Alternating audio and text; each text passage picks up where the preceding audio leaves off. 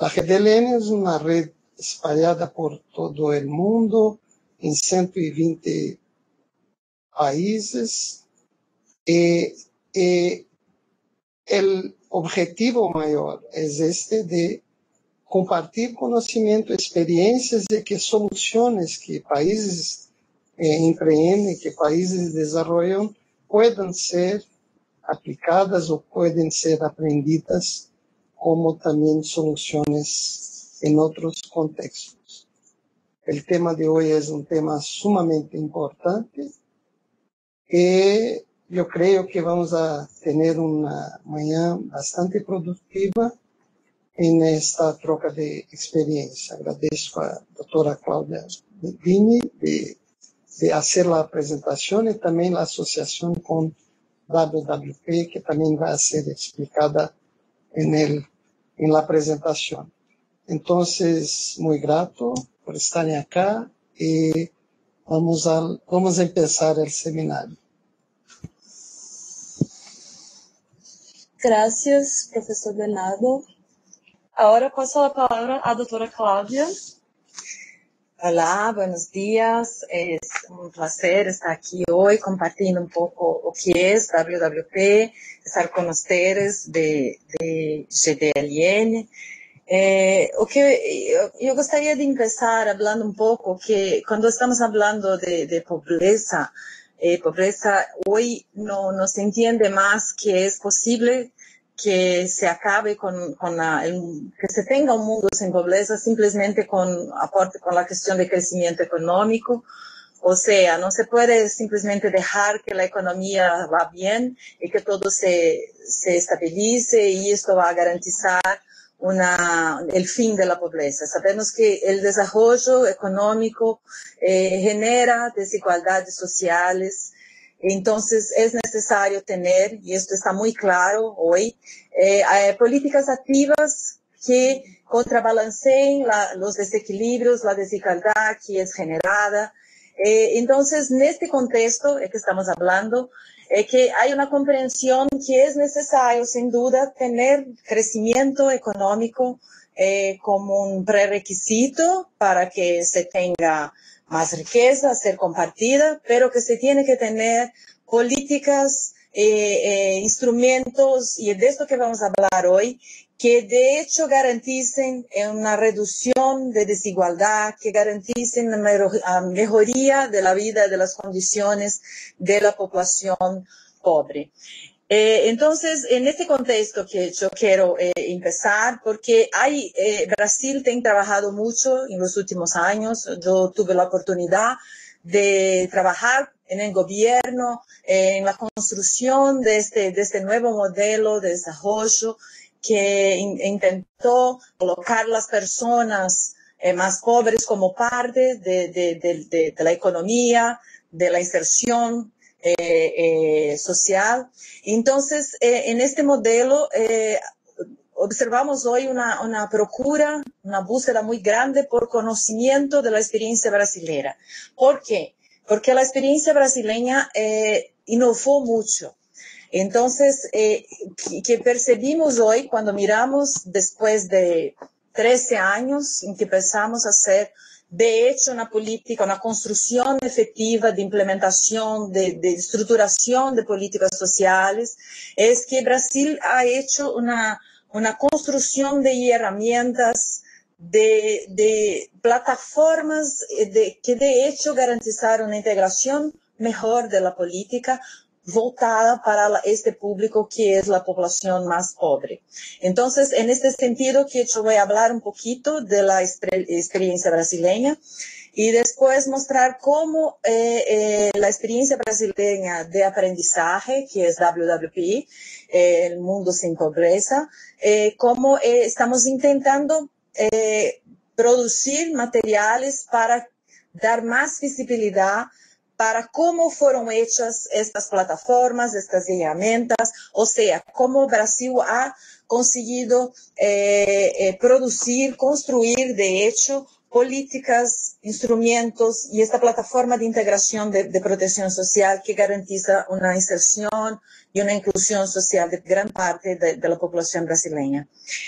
Entonces empezamos aquí, como se puede mirar en este slide. Con 2003, hasta 2003, la política social era muy segmentada, no teníamos nada mucho en ámbito nacional. Lo que teníamos éramos como programas, algunas iniciativas de transferencia de renta, sí, Bolsa Escola es tal vez lo programa más conocido, que hacía transferencias monetarias para que los niños se mantuviesen la escuela, pero era una experiencia sin mucha escala, con una pequeña cobertura de la población nacional. Otros programas de transferencia de ingresos también habían en el área de salud, y otros programas más localizados en las municipalidades brasileñas. Entonces, en 2003, lo que fue hecho fue una racionalización de lo que había, de los programas que estaban uno más focado en la salud, otro más focado en la educación.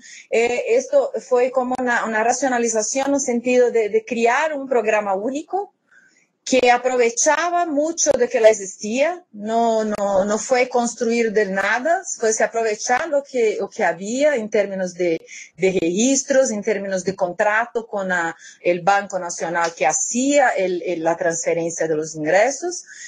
Con esto, entonces, fue hecha la unificación de programas como Bolsa Escola, Bolsa Alimentación, cartón Alimentación y otro que había para como un subsidio a la elevación del precio del gas de cocina. Entonces, el Bolsa Familia surgió entonces en 2003 como la unificación de estos programas.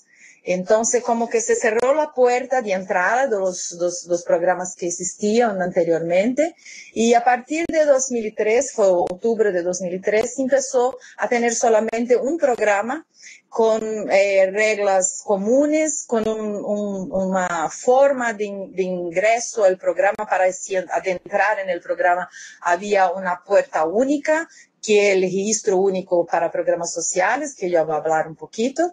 Entonces, esto fue todo un trabajo de casi un año, de todo un equipo técnica que ha pensado cómo vamos a trabajar programas distintos que había en un único programa. O sea, garantizando los objetivos de la salud, los objetivos que había en los programas de educación, y eso todo en un solo programa que miraba a la familia como un todo, con todas sus necesidades, de los hijos, de los jóvenes, y también de las madres, de las personas más viejas. Este programa entonces pasó a tener reglas únicas, siempre también intentando hacer un incentivo para el empoderamiento de la mujer, donde en Bolsa Familia más del 94-95% de las mujeres que detienen la tarjeta que para recibir los ingresos son mujeres. Entonces todo fue hecho a partir, claro, de estudios, de aprovechar lo que había de conocimiento sobre lo que estaba siendo bueno y dando buenos resultados. Entonces podemos hablar que desde el principio el programa Bolsa Familia intentó hacer mirando lo que los estudios, lo que la pesquisa científica probaba que era bueno. Se intentó hacer implementaciones a partir de esto, ¿sí? Y esto siempre también a lo largo del proceso de implementación del programa, que tiene como hacer 13 años, siempre con monitoreo muy constante de lo que estaba pasando, de los resultados, de todo el proceso, pero también de la evaluación de qué impactos estaba teniendo, si era necesario mejorar algo. Entonces, esto es muy importante de poner ahora, porque estamos hablando que lo que hay de diferente ahora es que estamos intentando usar lo que hay de metodología, lo que hay de conocimiento para garantizar un mundo sin pobreza. Entonces, Bolsa Familia siempre se pautó por eso. También otro punto que es importante de enfatizar es que el programa siempre tuvo una presencia muy grande de técnicos, personas que tenían un perfil muy técnico, personas que eran de la servidores públicos federales, que gran parte de todos, desde 2003, siempre fueron parados por un perfil técnico, o sea, personas que estaban estudiando cómo hacer la política, cómo implementar la política y trabajando exactamente para esto. Entonces, cuando pensamos en todos estos avances que vamos a hablar de la política brasileña, yo puedo decir que estos años todos, mucho progreso fue hecho porque tuvimos una cosa que es muy importante, que cualquier país que intente hacer un cambio de hecho en la situación de la población pobre de su país tiene que tener, que es como tener foco, tener fuerza y también tener la persistencia en el combate. ¿Qué quiere decir esto? Esto quiere decir que necesitas de tener fuerza política, porque una área técnica solamente no va a cambiar muchas cosas si no hay la fuerza política, entonces es necesario que se tenga legitimidad en lo que se está haciendo. Entonces yo hablo que esto es una fuerza, es algo que tiene que tener una connotación política. Pero la implementación se puede ser muy técnica y para esto también tiene que tener muy foco en lo que se quiere obtener. Tiene que usar diagnósticos muy claros, tiene que saber dónde están los datos, cómo utilizarlos siempre, constantemente, para que se pueda de hecho hacer una implementación envasada. Entonces, el foco tiene que ser permanente en lo que se quiere obtener, tener clareza en los objetivos. Y también que no es posible tener todos los objetivos atingidos muy corto plazo. Es una construcción que estamos hablando cuando estamos hablando de políticas de combate a pobreza. Y por fin, la cuestión de la permanencia. No se puede tener una política que empieza y después de 6 meses, 2 años, se acaba y no hay una continuación. Entonces estamos hablando aquí que es necesario también que lo que estamos hablando, que vamos a mostrar, tuvo claramente fuerza política, foco en lo que se estaba implementando con la cuestión de paro, con la cuestión de resultados, de indicadores, de qué estaba pasando, y también una continuidad teniendo esta política como una política de Estado y no solamente como una política de 1 o 2 gobiernos, ¿sí? Entonces, esto todo empezó con el programa Bolsa Familia, que tiene esas características. Para que se empiece a tener un programa de la magnitud que Brasil tuvo con Bolsa Familia, fue necesario tener un registro muy fuerte. En este registro es el que hoy hablamos, el más conocido en Brasil por Rastro Único, y hay mucha cura por cómo fue hecho, cómo fue construido.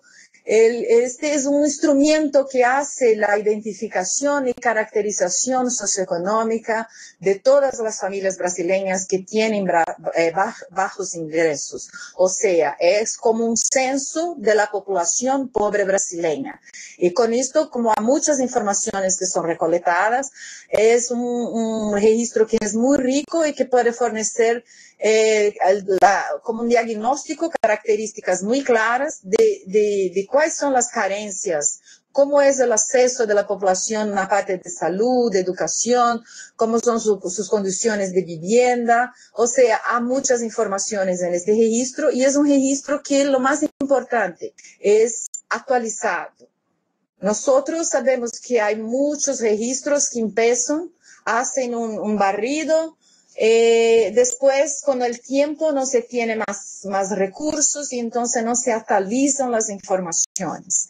Esto es algo muy importante, que es una lección aprendida, que es necesario tener una base de datos actualizada, y Cadastro Único, este registro que estamos hablando, es actualizado hasta 2 años. Todas las familias tienen el compromiso que tienen que actualizar su registro. Si no lo actualizan, pierden los derechos por accesar a programas como Bolsa Familia y muchos otros.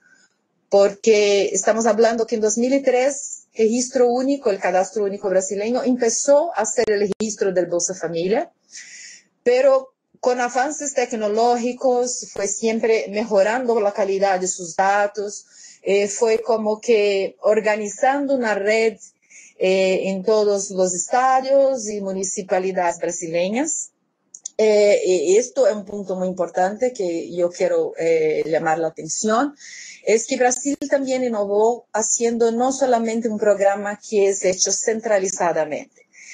Brasil es un país muy grande, como todos ustedes saben, es un país que tiene una cuestión federativa, entonces hay una autonomía por parte de los estadios y de las municipalidades brasileñas, pero se fue construyendo instrumentos que permitieron la formación de un sistema, la formación de una red donde hay la participación muy fuerte de los gobiernos locales en la identificación de las personas para hacer el registro, para hacer la actualización, porque nosotros entendemos que de Brasilia, donde estamos, del gobierno federal, no es posible conocer muy bien la realidad de los niños que están en Amazonas, por ejemplo, o que están en el sur del país. Entonces, lo mejor que se puede hacer es ponerlo a los gobiernos y capacitar y institucionalizar para que estos gobiernos locales puedan trabajar, sí, muy bien. Entonces también se tiene que desarrollar herramientas para ellos, capacitarlos, hacer todo un rol de acciones para que puedan de hecho cumplir su papel. Entonces esto es algo también que es muy, muy importante, que creo que el Brasil ha desarrollado una forma de implementación de la política social que es descentralizada. No fue Bolsa Familia ni asistencia social que empezó, la salud brasileña empezó esta forma de construcción conjunta de actuación con estados y municipalidades, pero fue muy bien aprovechada por la área de Bolsa Familia y el sistema de asistencia social. Entonces, fue importante. Entonces, este registro, este cadastro único, es construido con la cooperación, y creo que esta es una palabra que es muy importante cuando se habla del combate a la pobreza. Es un sentido que se tiene que tener, que para haber la coordinación de muchos actores es importante esta cooperación que es hecha y que fue construida entre el gobierno federal, los estados, municipalidades y, claro, entre otras instituciones que quieran se involucrar con este objetivo. Entonces, el registro brasileño hoy empezó en 2003 con Bolsa Familia, fue mejorando mucho su calidad. Y en 2011 teníamos otra versión, una versión mucho más en términos tecnológicos, mucho mejor. Y que garantizan una inclusión online de familias, actualizaciones online, y entonces la calidad de la información, la consistencia de la información mejoró mucho. Con esto, entonces, hoy el cadastro único empezó a ser utilizado por otros programas sociales, o sea, es un instrumento que hace el mapeo de dificultades, de carencias que existen dentro de la población más pobre, entonces también permite la selección de que beneficiarios de otras políticas. Entonces, hoy, luego después de Bolsa Familia, hay una tarifa que es un valor más bajo de pagamento de la electricidad brasileña para las familias de bajos ingresos. Entonces, se utiliza también el registro único, y así se fue gradativamente ampliando el uso del registro único. Y hoy creo que como 30 programas, todos los programas que son focalizados en la población pobre, usan el registro único, el cadastro único brasileño, para hacer la selección de los beneficiarios de sus programas. Entonces, estamos hablando aquí que tanto programas de familia como el registro único pasaron a tener una función de cómo actuar como una plataforma más amplia hasta que simplemente la transferencia de ingreso, pero de mapeo de una población, mapeo de sus necesidades, y entonces esto empieza a proporcionar también una integración de otras áreas, ¿sí? Cuando estamos hablando de Bolsa Familia, el programa tiene un componente, claro, que es la transferencia de ingreso, pero tiene también una parte muy fuerte, muy importante, que está relacionada con la ruptura del ciclo intergeneracional de generación de pobreza, que son las condicionalidades del programa. Y esto está muy involucrado con otras áreas, que de salud y educación. Entonces, con el programa Bolsa Familia se empieza una articulación más fuerte con la área para más allá de la área de asistencia social y también poniendo en conjunto un trabajo con salud y educación. Entonces, por este punto, el Bolsa Familia pasa a tener un rol importante de hacer esta construcción más amplia con gobiernos estaduales y federales, pero también con salud y educación, en el sentido de combate a pobreza en Brasil. Para que el registro y Bolsa Familia pudiesen tener una estructura mejor de implementación, el gobierno brasileño en 2004 creó el Ministerio de Desarrollo Social y Combate al Hambre. Este ministerio, para más allá que el programa Bolsa Familia, tiene también otros componentes muy importantes, que son la antigua Secretaría de Asistencia Social, y también la área de seguridad alimentaria. Entonces, es un ministerio que está, que su objetivo no es solamente el combate a pobreza, pero un combate a pobreza a partir del desenvolvimiento social, el desenvolvimiento, el desarrollo de estas familias, ¿sí? Entonces, por eso tiene otras políticas para más allá que la transferencia de ingresos. Y en este punto vamos a ver que el registro único brasileño pasa a ser una herramienta central. Dentro del funcionamiento del ministerio, la política nacional de asistencia social ha desarrollado mucho en los últimos años y tuvo un rol muy importante con la implementación del sistema único de asistencia social. Como yo he dicho, en la área de salud brasileña hay el SUS, que es el Sistema Único de Salud, que fue empezado en la década de 80, que fue ganando mucha fuerza, una construcción conjunta de implementación descentralizada de la política de salud. Y este sistema, el SUAS, que es el Sistema Único de la Asistencia Social, miró este modelo de salud y entonces a partir de esto empezó a organizar el financiamiento de servicios socioasistenciales. Pero esta construcción no fue hecha de cima para abajo, fue hecha junto con los estados y las municipalidades. Entonces, un punto muy importante es que no es del día para noche, no es de una hora para otra que se puede tener el funcionamiento o el involucramiento de estados y municipalidades. Esto fue hecho de forma gradativa con esta construcción que SUAS fue haciendo a lo largo de los años. Y para esto el Ministerio de Desarrollo Social tuvo un papel, un rol muy importante, construyendo las orientaciones todas, las reglas normativas, todo que iría a amparar y ser como un guión para los estados y las municipalidades. Entonces, se queda muy claro que al mismo tiempo muchas cosas empezaron a acontecer en la política social brasileña. Todas ellas estaban muy concentradas en el sentido de tener un foco de desarrollar la capacidad de las familias, aportar protección social y garantizar mínimos de transferencias de ingreso para que se puedan tener esta mejora efectiva de calidad de vida en sus vidas. Como yo había hablado, el Ministerio de Desarrollo Social brasileño también tenía la área de seguridad alimentaria. Y esta área es una área muy importante que empezó, creo que muchas personas se acuerdan, del Fome-Zero. Fome-Zero fue la primera gran, podemos decir, la primera no es un programa, es una estrategia que intentó hacer la articulación más amplia de diferentes sectores para el combate al hambre en Brasil.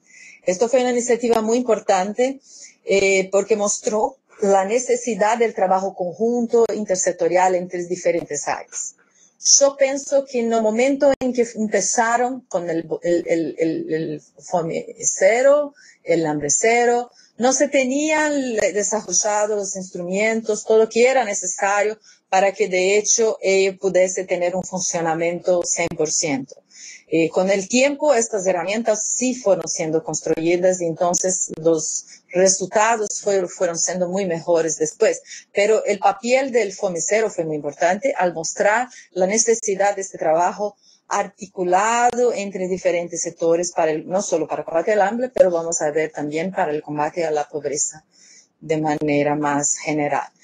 Entonces, en 2006, todo el involucramiento con la cuestión de seguridad alimentaria estaba muy presente también, no solo en la cuestión de la nutrición, pero también de garantizar la producción saludable de los alimentos y para esto también a tener incentivos para los agricultores familiares pequeños con menos recursos para que puedan también estar involucrados en el sistema de producción y garantizando también la oferta alimentaria.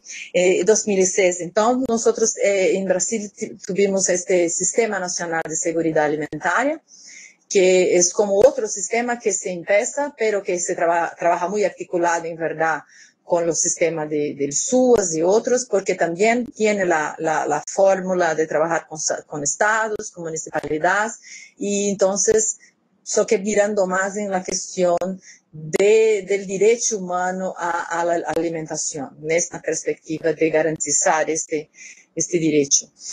Entonces, este CISAM está siendo desde 2006 implantado y también tiene muchas visiones a mostrar. Y con este desarrollo de diferentes políticas que se ha percibido, en 2011 fue posible percibir que había como que una maturidad por parte del gobierno, por parte del Ministerio de Desarrollo Social, de trabajar, sí, ahora más efectivamente con diferentes sectores.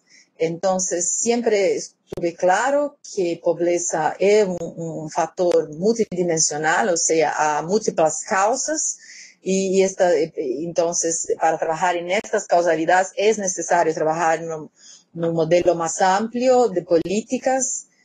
No es solamente hacer la transferencia de ingresos, no es solamente trabajar con ampliación de escolarización y garantizar salud, pero es necesario trabajar también con una mejoría de condiciones de vivienda, hacer con que las personas tengan acceso a energía eléctrica, a agua saludable, o sea, mecanismos que les permitan tener mejores ingresos por su cuenta propia, que permitan tener una capacitación para una mejor inserción en el mercado laboral, o que permitan trabajar como microemprendedores, o sea, otras herramientas que se puede empezar a garantizar a partir de 2011, en función de herramientas que estaban más con un funcionamiento mejor. Esto principalmente estamos hablando del registro único. Cuando se empezó a hacer la idea del Plan Brasil Sin Miseria, partió de un diagnóstico que fue hecho a partir del censo de 2010 en Brasil, donde se miró la población extremadamente pobre. O sea, este plano fue creado a partir de un diagnóstico de cuáles eran las carencias centrales, quién eran estas personas, estas familias que hacían parte de la población más pobre en Brasil, que mismo con las otras políticas aún estaban presentes. Entonces fue un plan que trabajó con el diagnóstico de censo, pero también mucho con lo que había de informaciones en registro único, el cadastro único. Entonces fue un esfuerzo muy grande también de coordinación no solo de área de salud, de educación, pero también con otras áreas para garantizar aspectos de inclusión productiva en áreas rurales y inclusión productiva en áreas más urbanas, porque hay una estrategia totalmente distinta para estos dos territorios, dos tipos de problemas. Entonces, el Brasil Sem Miséria, que empezó en 2011, trabajaba con foco muy claro en la pobreza extrema y para esto entonces tenía que tener una herramienta de identificación para hacer el targeting de esta población, que el registro único brasileño. Y entonces empezó a trabajar mejorando la perspectiva de ingresos. Cuando se habla de Brasil Sem Miséria, se habla de aperfeiçoamentos que fueron hechos en programa Bolsa Familia, a partir de creo que 2012-13 se empezó a hacer como un cierre del gap, del hiato de la extrema pobreza, garantizando como un ingreso mínimo para cada una de las personas de la familia. Y también se trabajó más cercano aún del Ministerio de Salud y Educación, no solo desde el punto de vista de condicionalidad, mas también desde el punto de vista de intentar ofertar educación integral, por ejemplo, prioritariamente para esta población, otros programas que también fueron más focados para una población que no tenía tanto acceso a esta cuestión. Entonces, había la cuestión del ingreso en Brasil Sem Miséria, la parte de ampliar la cobertura de servicios. Y cuando estamos hablando de esto, aparece muy claro una estrategia que fue muy importante, que fue una estrategia que llamamos en Brasil de búsqueda activa. Esta estrategia partió de la percepción que aún mucho había sido desarrollado en la política social brasileña, una parcela de la población aún no había sido registrada en cadastro único, o sea, aún era invisible para la política social. Entonces, a partir de este diagnóstico, de esta percepción, se empezaron a hacer estrategias coordinadas desde el punto de vista del gobierno federal, también con los estados y las municipalidades, de trabajar para ir atrás de las personas que no tenían acceso. Y las personas muchas veces no tenían acceso porque no sabían, porque estaban muy lejanos, en áreas muy remotas, o por falta de desconocimiento. Entonces, fue sorprendente que mismo en regiones urbanas como Río de Janeiro, por ejemplo, había conocido a favela brasileña, el Morro de Alemán, que era tomado por el tráfico, que cuando la policía llegó y entonces el sector público pudo de hecho trabajar con las políticas sociales y otras políticas, muchos niños fueron encontrados en registro, por ejemplo. O sea, había una parte de la población que por razones diversas no estaban siendo visibles para la política social brasileña. Entonces, durante 2011-2014 y hasta hoy, tuve un esfuerzo muy grande de encontrar personas que no estaban en registro único, porque a partir del momento en que se encontraba estas personas, se no tenía un registro de nacimiento, se hacía el registro y entonces tenían condición de entrar en el registro único y a partir de esto, en otras políticas que se abrían las puertas. Entonces, esta fue una estrategia muy importante, así como a la estrategia de generación de ingresos, de inclusión productiva. Entonces, Brasil Sem Miséria tenía el ingreso de renta, el acceso a servicios y ampliar esto por medio de búsqueda activa y también la parte de inclusión productiva rural y urbana. Y en este sentido, también tuve una innovación hacia trabajar con estrategias distintas, como yo había hablado. Entonces, cuando se habla de inclusión productiva urbana, había mucho la cuestión de oferta de cursos que eran gratuitos para esta población, de programas de entrenamiento, de capacitación. Entonces, en este punto, el Pronatec fue o que más se destacó, porque Pronatec era hecho por entidades que aquí nosotros en Brasil conocemos mucho, que son entidades del Sistema S. Por mucho tiempo el Sistema S fue considerado para las clases medias, para cursos muy buenos, que tenían una profesionalización y que garantizaban una inserción muy buena de las personas, pero no eran para las personas pobres. Incluso yo conozco experiencias de muchas municipalidades que tuvieron que hacer un trabajo con estas familias para mostrar a ellas que ellas podrían accesar este servicio, que este servicio ahora del Sistema S también podría ser para ellas, y no solamente para la población que antes estaba acostumbrada a usar estos tipos de cursos de capacitación. Entonces, la calidad de estos cursos fue algo muy importante, y que entonces no estamos hablando de cursos cualquiera, estamos hablando de cursos que de hecho garantizaban una mejoría en las condiciones de empleabilidad de esta población. Estamos hablando de una población que tiene una escolaridad muy baja, entonces que se tiene que trabajar ampliando los años de escolaridad, pero también trabajando principalmente con los jóvenes, la cuestión de garantizar condiciones de ingresar en el mercado formal de trabajo.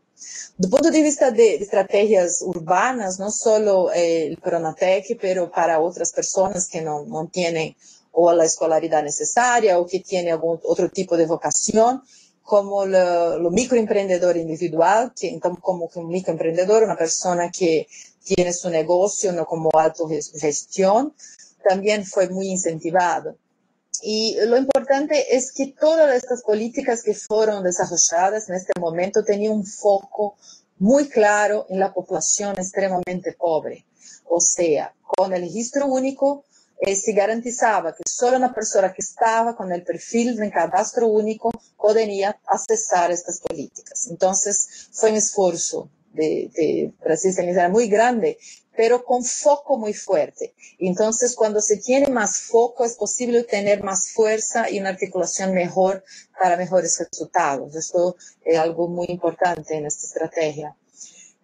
Otro punto es la inclusión productiva rural, que también estaba presente, y trabajando muy fuerte también con la construcción de infraestructura para producción de los agricultores familiares más pequeños. Nosotros en Brasil tenemos una región nordeste, una región que tiene problemas constantes de seca, no hay lluvia, y estos años fueron muy duros en ese sentido. Entonces, toda la construcción de cisternas, de la infraestructura que permitió el almacén de agua para que las personas sobrevivan, pero también para la producción. Entonces, esta estrategia empezó desde la creación de infraestructura para producción, también con asistencia técnica para que o qué van a hacer, o qué van a producir, cómo van a producir, van a criar gallinas, cómo va a ser esta creación, o sea, todo un poco como una forma de apoyo a familias que no tenían información suficiente de cómo hacer la producción. Entonces, estrategias distintas fueron hechas en esta parte de Brasil sem miséria. Entonces, esto un poco o que fue la experiencia brasileña. Y entonces, lo que se observó hace ya muchos años es un interés muy grande por parte de otros países, del público internacional. Muchos países en América Latina ven trabajando y teniendo buenos resultados, o sea, no es solo Brasil, muchos otros tienen experiencias muy lindas, yo diría, para mostrar con resultados, pero nosotros estamos aquí en Brasil, entonces vamos a mostrar lo que tenemos aquí, ¿no es? Y hay muchas delegaciones que vienen de muchas partes del África, de otros de Asia, intentando entender cómo fue hecho. Entonces, esta cuestión del cómo se hace, Fue muy importante y entonces se empezó a un trabajo conjunto en 2013, ¿no? Estas son las instituciones que están involucradas cuando hablamos del WWP, World Without Poverty, el Ministerio del Desarrollo Social, que fue responsable por la implementación de todas las políticas y también de toda la articulación y coordinación del Plan Brasil Sem Miseria. En el gobierno brasileño hay también la presencia del Instituto de Investigación Económica Aplicada, el IPEA, que es una institución muy renomada, muy considerada, que produce conocimiento hace mucho tiempo en profundidad en distintas áreas, o sea, permite un diagnóstico y una evaluación de lo que está pasando muy bien. El IPC, que también que trabaja junto con el PNUD brasileño y que tiene mucha experiencia en análisis de la política social brasileña, trabaja también mucho con evaluaciones y trabaja mucho también con la cuestión sur-sur, de cómo se trasladar conocimiento de entre los países que están aquí en el sur.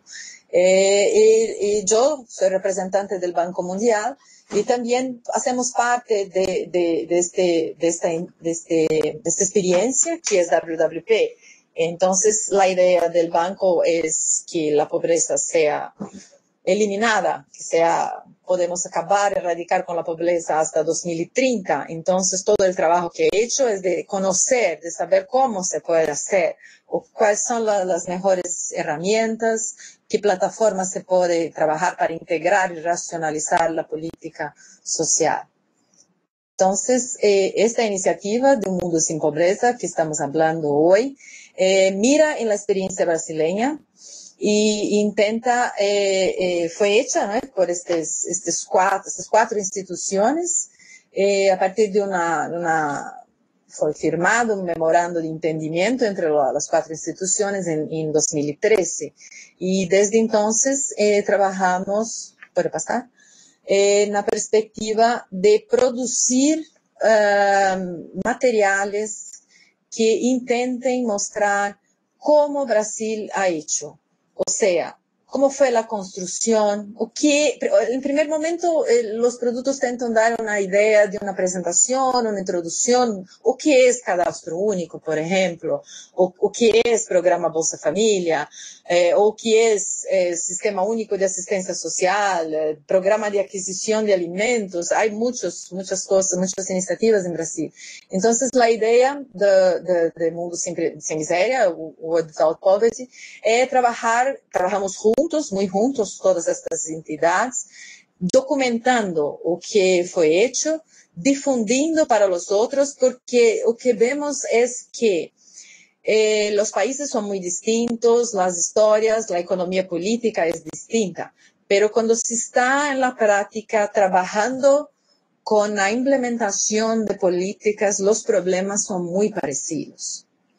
Yo estoy teniendo la oportunidad de trabajar en otros países y miro como muchas cuestiones son las mismas. Cuando se habla de coordinación entre instituciones, cuando se habla de herramientas, de instrumentos que se puedan permitir un mapeo y una identificación de población pobre, o sea, la realidad es distinta, pero la pobreza no es tan distinta así.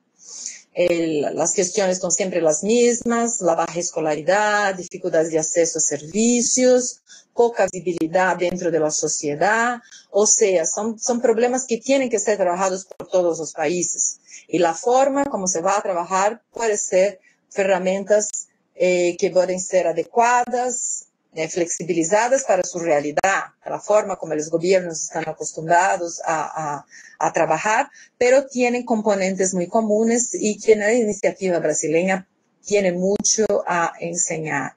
Entonces nosotros en WWP tenemos hoy una página web, y esta página web está siendo mostrada en slides.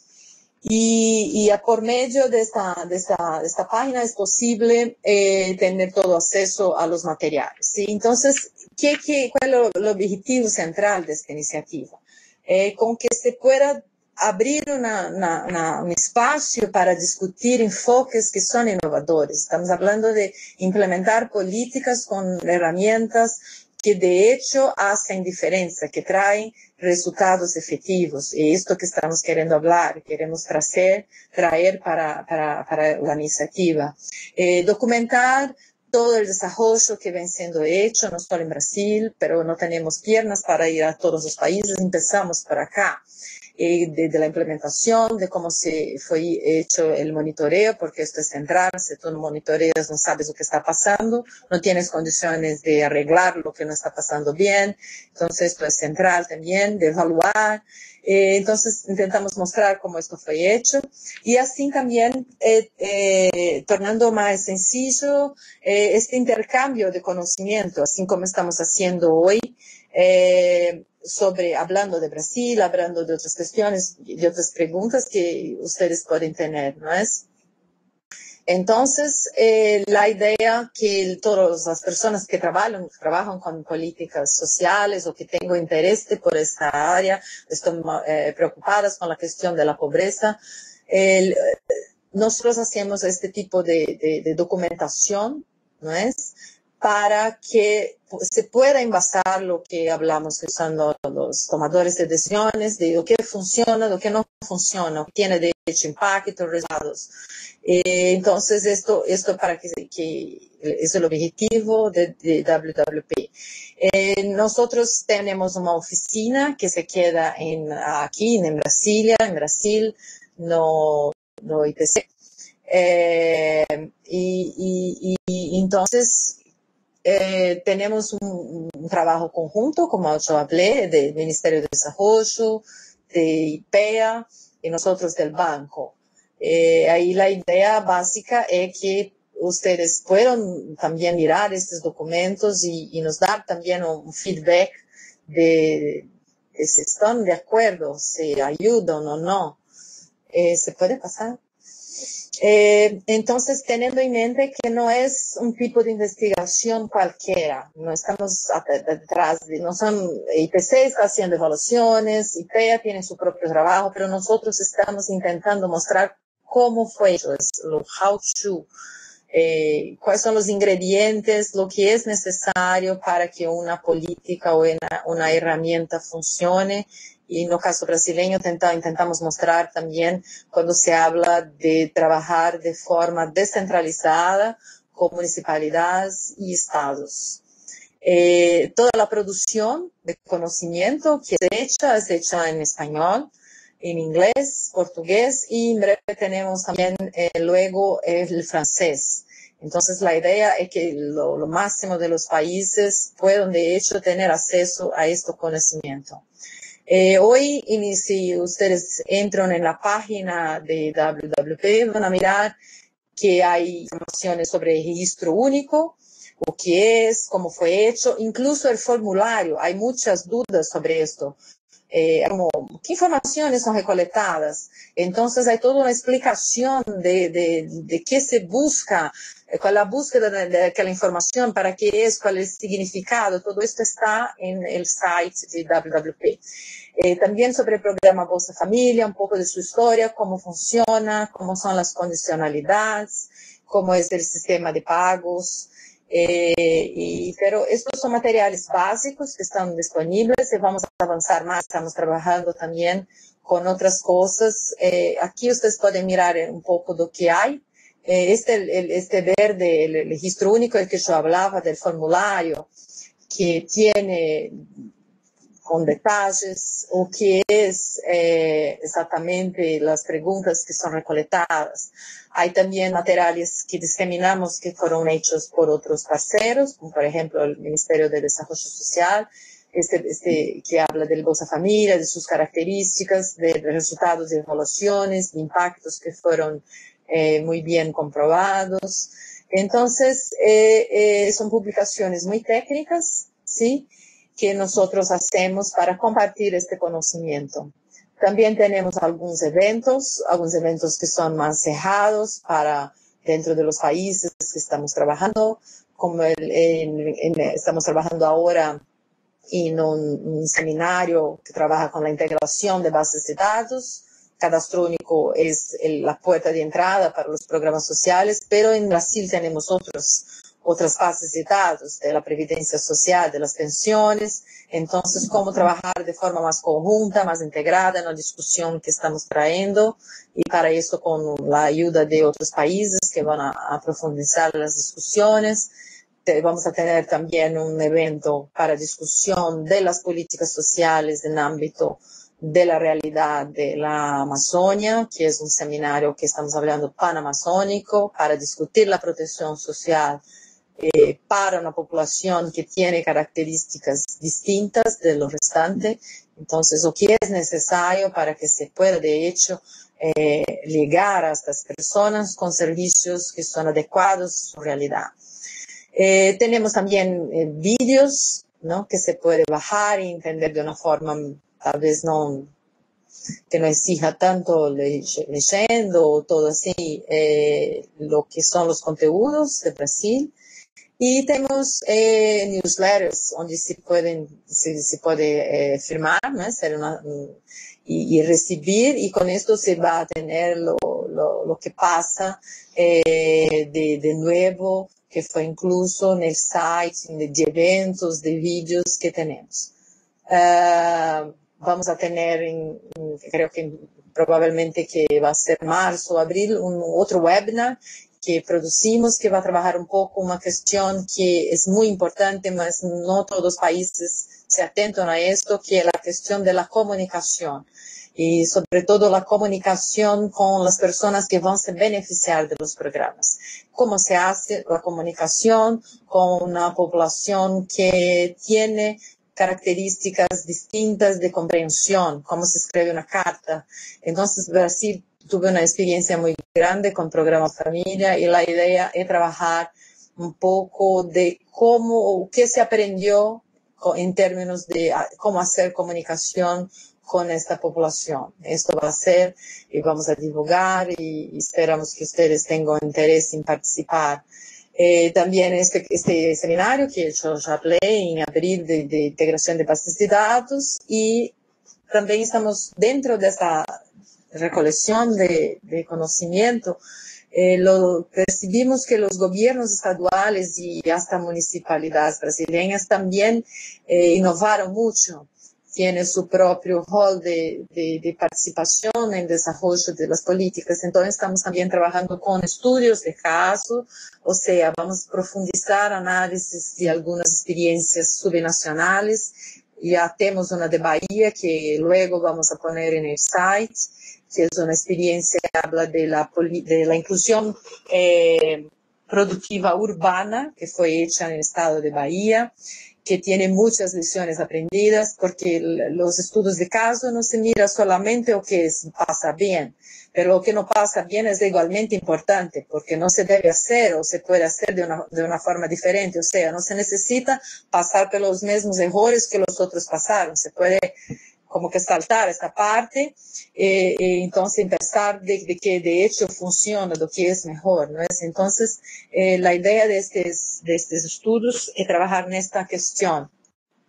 Entonces, hay muchas publicaciones que esperamos que ustedes tengan voluntad de mirar, y de, si posible, también nos decir lo que piensan sobre esto, ¿sí? Bueno, esto estoy ahora disponible.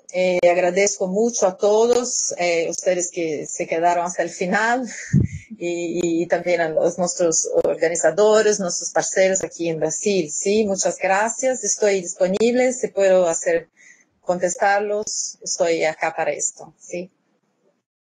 Muchas gracias, Claudia, por la excelente presentación. Queríamos llamar agora el INAP de República Dominicana, con Rafael, nuestro aliado en la GRLN.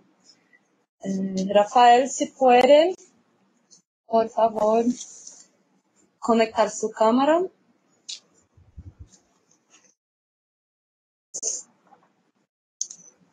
Usted puede hacer clic en el icono de la cámara y de los auriculares para hablar en su micrófono.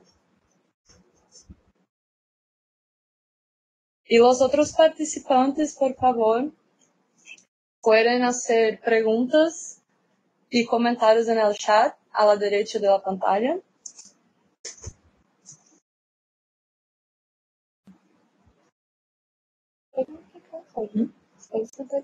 No, estoy esperando si alguien me aparece.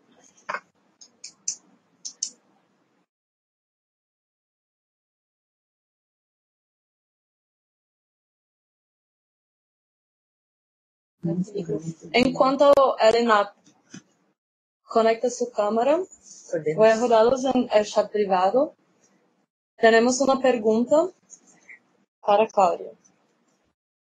¿Cuáles fueron las principales lecciones aprendidas por Brasil en lo que se refiere a la coordinación a nivel nacional de las políticas y programas para combatir la pobreza?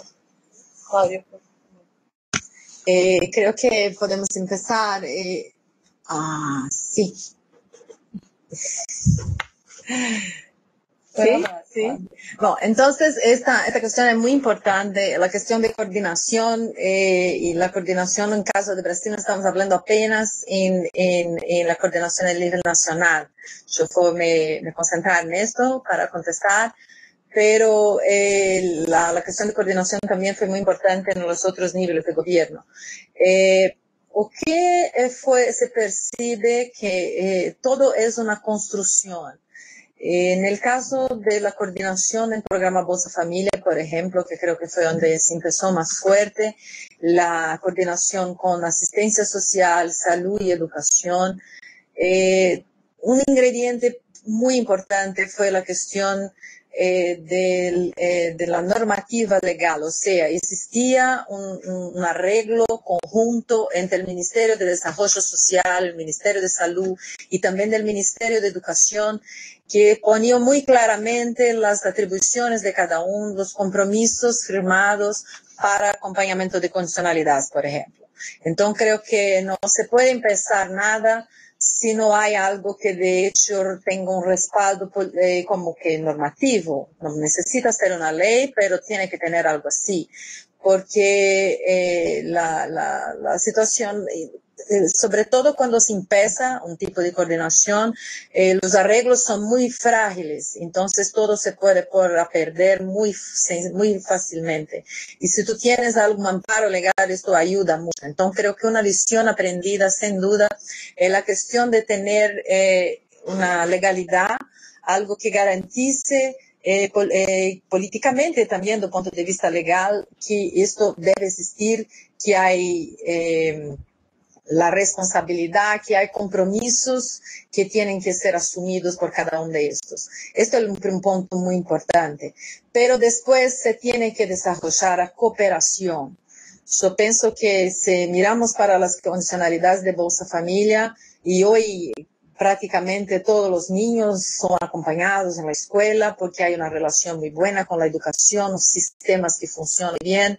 Entonces fue una construcción, y lo mismo pasó con la salud, construir como que calendarios conjuntos, cómo vamos a hacer, o sea, planificar conjuntamente, tener un espacio de discusión en todas las áreas conjuntas siempre, esto desde el punto de vista nacional.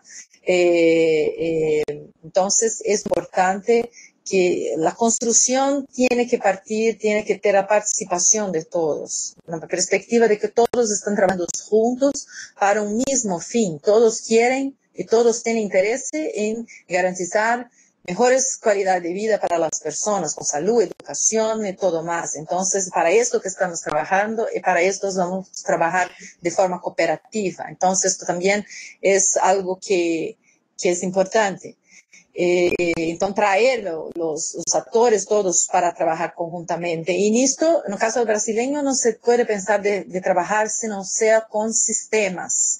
Entonces, la construcción del registro único y de otros sistemas, cuando estamos hablando de coordinación intersectorial, en el caso de salud y educación, hay en Brasil un sistema de condicionalidad. Este sistema hace toda una interoperabilidad con el sistema de salud y con el sistema de educación para hacer el control, el monitoreo de las familias en términos de condicionalidad. O sea, el desarrollo de sistemas informáticos fue muy importante. Entonces, esto creo que son 3 ingredientes que son lecciones aprendidas, pero que la coordinación no se acaba nunca, se tiene siempre que estar trabajando conjuntamente. Y en el caso de Brasil, que se trabaja también con estados y municipios, esta formación de una red, o sea, fue formada una red nacional, salud, educación y asistencia social, y después, cuando se habla de Brasil Sem Miséria, se percibe que es una red que se amplifica mucho más, con otros actores que están involucrados con capacitación, que están involucrados con la infraestructura de cisternas, que están involucrados con la inclusión productiva rural, urbana, o sea, otros actores pasan a ser parte de esta coordinación que creo que empieza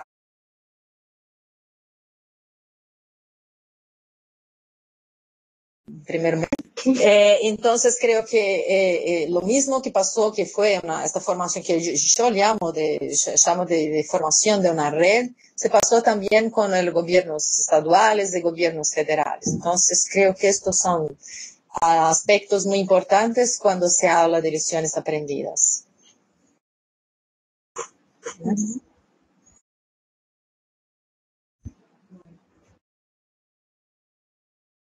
¿Quer que leia? Eu estava falhando aqui. Pode ler a pergunta? Tem uma pergunta que foi como foi hecho el diálogo entre la conversación, entonces la comunicación entre las diferentes instancias del gobierno federal, las provincias o estados brasileños y los municipios para que esta cooperación se viabilizase. O sea, siempre, como yo hablo, es necesario tener un instrumento, un protocolo, algo que se firme, que las personas de hecho se firmen. Hay un responsable. Entonces, hay algunos ingredientes que tienen que estar presentes. Por ejemplo, tiene que haber una persona que va a responder por aquello. Sea de salud, si es de educación, si es de asistencia, no importa qué área es, tiene que tener muy claro quién era el responsable y esta persona puede delegar, pero tiene que firmar un compromiso. Entonces, estos compromisos, claro que fue hecho un diálogo, pero en caso de Bolsa Familia y de Cadastro Único, por ejemplo, se desarrolló toda esta implementación descentralizada por medio de lo que nosotros hablamos de términos de adhesión, o sea, había una documentación donde el gobierno federal, yo voy a hacer esto, ustedes tienen la responsabilidad y los compromisos con A, B, C, o sea, con una serie de cosas. Entonces, esto es muy importante. Nosotros acordamos que esto va a ser hecho. Yo hago mi parte, tú haces tu parte. Yo puedo te ayudar con recursos financieros si tú tienes resultados. Y así, entonces, también se da un ingrediente mejor para esta cooperación, ¿no? Entonces, es necesario firmar acuerdos. Y esto fue hecho para Bolsa Familia, para Cadastro Único y también cuando se piensa en Brasil Sem Miséria tuvo un impacto, planes estaduales, planes municipales que fueron dibujados también de forma muy parecida con Brasil Sem Miséria. Entonces, creo que la experiencia brasileña nos muestra que lo que se hace en el gobierno nacional tiene un impacto muy grande en términos de aprendizado para los estados y municipios, principalmente si el gobierno federal está involucrado y eso fue hecho con una aproximación muy grande, con eventos, siempre con la participación de todos cuando posible. Entonces, creo que eso es algo muy importante que pasó en Brasil. Gracias, Claudio. Ahora tenemos una pregunta de INAP. ¿Tienen programas específicos de desarrollo rural integral para las áreas rurales y agrícolas? Sí, es importante que hay un ministerio específico que hace este tipo de política, que en Brasil el Ministerio de Desarrollo Agrario. Este ministerio es incluso más viejo que el Ministerio de Desarrollo Social. Entonces, es una área que tiene un desarrollo integral, que trabaja con la gestión de asistencia técnica a los pequeños agricultores, porque hay también otro ministerio en Brasil que está más focado en la agricultura de agrobusiness.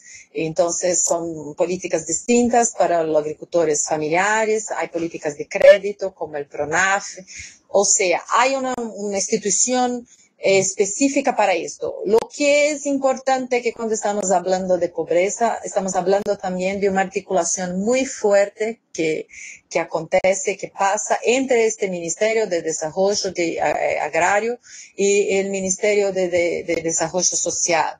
Entonces, muchas de las políticas de Brasil Sem Miséria, que estaban enfocadas para los extremos pobres, pero para la inclusión productiva rural, tenían la participación del Ministerio de Desarrollo Agrario. La parte de infraestructura, por ejemplo, la construcción de cisternas para garantizar agua para la población del semiárido del Nordeste, también contaba con la participación de organizaciones no gubernamentales. Entonces, hay una participación grande de diferentes actores. En la parte de asistencia técnica, por ejemplo, es necesario que la institución involucrada esté muy cerca de esta población para desarrollar la asistencia técnica, para que comprenda las especificidades del ambiente, del territorio. Entonces, sin duda, hay sí este tipo de desarrollo de políticas integrales desde el punto de vista rural, también para los más pobres, principalmente en trabajos articulados, muy bien coordinados con área más específica rural. Y esto siempre también con los estados, principalmente. Gracias, Cláudia. Agora uma pergunta de José Ramírez, ela fala em Guatemala. ¿El registro único de beneficiarios incluye a los agricultores familiares? Sí, es una pregunta muy buena, porque incluso una cosa que es importante, el registro único después de 2011, cuando se empezó una nueva versión del registro único, se pasó a posibilitar la identificación clara de poblaciones. O sea, el registro único hace la identificación de la población más pobre, pero también puede decir quién es quién, por ejemplo, si es indígena, en Brasil hablamos de quilombola, que son los descendientes de los esclavos, hablamos también de poblaciones que viven en la floresta, hablamos de extractivistas de las florestas, y toda esta población es posible ser identificada en el registro único. Los agricultores familiares son otro segmento que también son identificados en el registro único. O sea, los agricultores familiares más pobres certamente están dentro del registro único y hay una política específica para ellos. Entonces, gran parte del programa de adquisición de alimentaria, por ejemplo, de Brasil, comparte una población que está en el registro único. Sí, entonces hay registro único de agricultores familiares, los que son más pobres, y es incluso posible identificar quién son, dónde están, cuáles son sus carencias, porque el registro único es una fuente muy importante de informaciones para toda esta población más pobre. Gracias, Cláudia. Vamos a esperar algunos pocos minutos en caso de alguém tener más preguntas, pueden escribir al chat.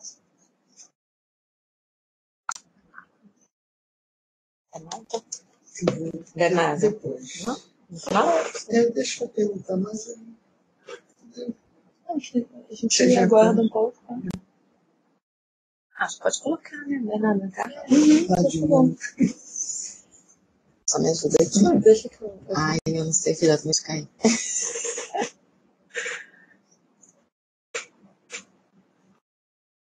Ok. Posso. Bueno, en primer punto es agradecer a Cláudia por la presentación muy clara. Todavía no es una pregunta, pero algo que me ocurre en función de la pregunta que pusiste de cómo compartir conocimiento sobre protección social. Como he dicho en el inicio, la misión de GDLM es esto, es compartir conocimiento. Veo que la iniciativa de WWP es una iniciativa que asocia organizaciones, asocia ideas Esto hay que compartir y hay que diseminar. Entonces, algo que me ocurre porque GDLN es una red global que tiene una gobernanza de una secretaría global en un instituto en Corea del Sur y hay consejos y fundaciones, asociaciones regionales. En nuestro caso, una fundación GDLN Américas que congrega centros de los países de América Latina. Entonces yo creo que es algo a pensar muy claramente cómo GDLN puede agregar valor a todo este proceso de compartimento, de conocimiento, y porque yo creo que eso es fundamental hoy, cómo tener acceso al conocimiento y las preguntas que están siendo colocadas, pero principalmente de soluciones. El cómo es que es algo muy importante, y lo que los países, los agentes sociales quieren, necesitan y quieren saber.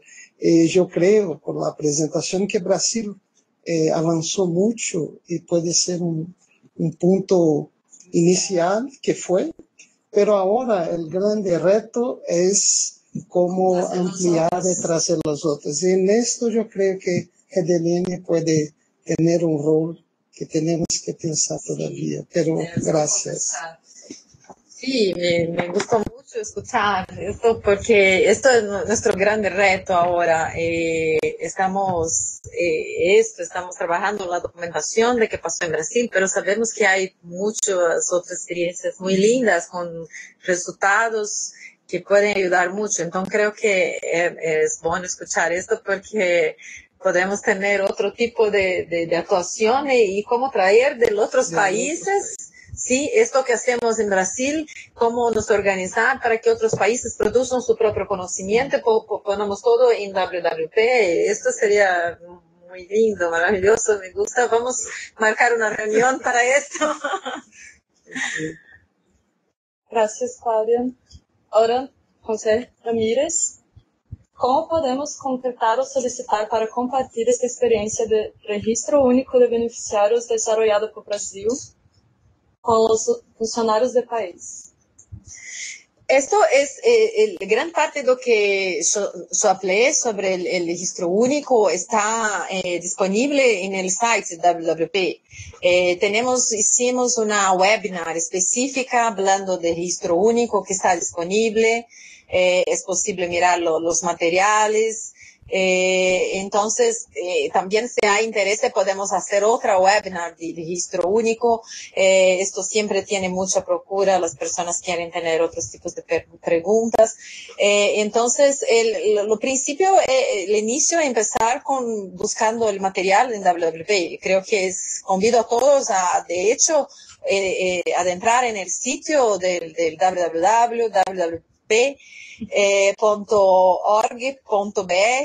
porque los materiales van a mirar hasta cadastro único, entonces se puede adentrar y hay mucha información y entonces creo que esto es por donde se puede empezar a traer esta información, ¿no?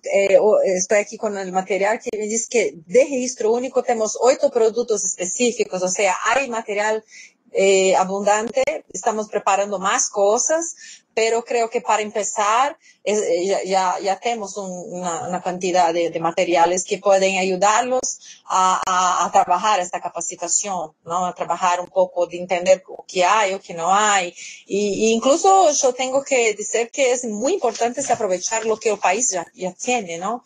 Y por esto que Bernardo habló ahora es muy importante, porque los países están haciendo cosas, entonces no se puede inventar del nada, se tiene que aprovechar lo que hay y creo que es importante sí mirar la experiencia del otro porque puede tener hecho algo mejor o tener una lección aprendida que se puede aprovechar, pero creo que el site puede ayudarlo en un primer momento. Después estamos disponibles, hay un canal de contacto de WWP y también creo que ahora vamos a estar más cerca de GDLN también. Entonces, podemos procurar.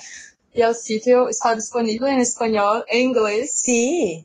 Para los que Sí, no hablan está todo en portugués. español. Esto es algo importante porque hay muchas veces las personas, las lenguas son parecidas, pero no, a leer en portugués no va bien, pero está todo en español. Lo que hay en portugués está en español. Entonces, hay material disponible. Gracias, Claudia. Una pregunta de Viviana. Ella quer saber si en los materiales que van a estar disponibles en la página tendremos información sobre los principales desafíos que fueron enfrentados y las posibles estrategias que fueron implementadas para mitigarlos. Por ejemplo, la capacidad particular de cada municipio para responder a las iniciativas propuestas. Mira, nosotros hicimos este material tentando mostrar cómo fue hecho. En algunos momentos nos preguntábamos, sí, mas vamos a poner aquí cuál fue el principal desafío, pero eso no es tan sencillo de ustedes poner de forma concreta. Creo que está muy claro, por ejemplo, cuando hablamos de esta parte que tú hablas, de capacidad de cada municipio. Hay una serie de materiales sobre lo que hablamos de índice de gestión descentralizada que van a entrar en sitio, ¿no es? Tenemos muchos materiales, pero esto específicamente es muy importante para lo que preguntas. Creo que deja preguntar, Mariana, ¿cuándo vamos a tener? ¿Tú sabes? ¿Abril? Sí. Hasta abril, este material, por ejemplo, que muestra cómo el gobierno de Brasil, el gobierno central, empezó a hacer como que pagos por resultados. O sea, hay esta firma entre el gobierno federal brasileño, los estados, las municipalidades que tienen entonces un compromiso de hacer cosas, son responsables por muchas actividades y si tienen los resultados en términos de actualización de registro único, por ejemplo, o de acompañamiento de salud y educación, reciben recursos financieros para apoyar su implementación. Entonces, esto es una manera de trabajar esta capacidad de las municipalidades. Entonces, vamos a tener material de esto, va a quedar muy claro de cómo se trabajó esto. También la cuestión de monitoreo, de capacitación. Entonces, hay materiales de esto, sí. Tal vez la cuestión del desafío no esté tan clara, porque nosotros también pensamos que los desafíos generales pueden ser los mismos, pero lo que pasa en Brasil puede tener algo muy específico en función de las características del país, ¿sí? Entonces también intentamos poner lo que hay de más general y que puede ser útil para todos, o que puede ser muy específico brasileño, intentamos no poner, pero creo que va a ser muy claramente cómo Brasil trabajó para este reto de las capacidades municipales. Sí. Gracias, Claudia. Bueno, como he escrito en el chat, debido al límite de tiempo, esta fue la última pregunta. Pero ustedes enviar un mensaje al email webinar@wwp.org.br con nombre, país e institución como está proyectado en el slide, en la pantalla. Y ustedes pueden recibir la presentación e enviar nuevas preguntas. Entonces, quiero agradecer una vez más a la doctora Claudia Vadim por su disponibilidad. No me gusta ser doctora, no, no me gusta que me llamen así. A Claudia, entonces, sí, gracias. por su disponibilidad y excelente presentación. Al doctor Bernardo Kipnis, por su contribución al tema y comentarios. A todos los participantes que estuvieron presentes hoy, en especial al Centro INAP, que es aliado de la red de IN Américas. Y creo que es esto. Estamos encerrando la sesión. Muchas gracias. Buenos días. Saludos a todos. Sí, muchas gracias a todos. Sí.